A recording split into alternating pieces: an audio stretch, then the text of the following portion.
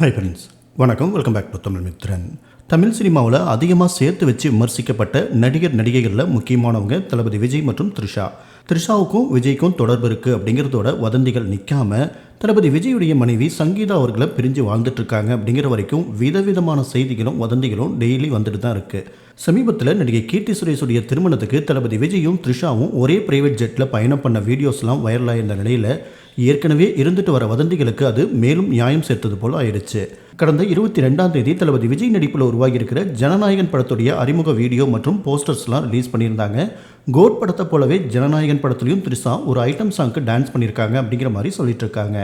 விஜயுடைய பிறந்தநாள் அன்னைக்கு த்ரிஷா கொஞ்சம் தாமதமாக தான் வாழ்த்து சொல்லி பிக்சர் ஒன்றையும் ஷேர் பண்ணியிருந்தாங்க.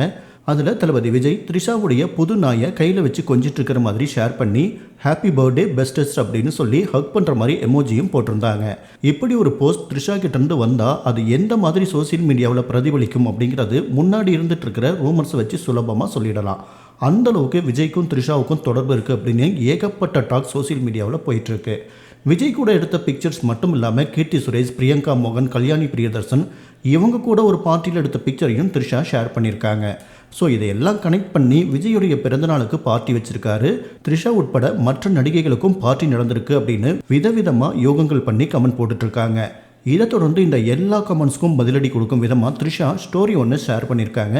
அதில் மனசு நிறைய அசிங்கத்தை வச்சிருக்கிறவங்களுக்கு மனசு முழுக்க அன்பும் காதலும் ஒருத்தங்களுக்கு நிறைஞ்சிருந்தால் அதை பார்த்து அசிங்கம் பிடிச்ச மனசு இருக்கிறவங்களுக்கு குழப்பமாக தான் இருக்கும் அப்படின்னு பெயரோ பிரச்சனையோ எதுவும் குறிப்பிடாமல் பதிலடி கொடுத்துருக்காங்க. 20 ஆண்டு கால சினிமா வாழ்க்கையில் விஜயை நல்ல நண்பர் அப்படின்னு பல மேடைகளில் பதிவு பண்ணியிருக்கிற த்ரிஷா கில்லி படத்துக்கு பிறகு 21 வருடங்கள் கழித்து லியோ படத்தில் சேர்ந்து நடித்தாங்க.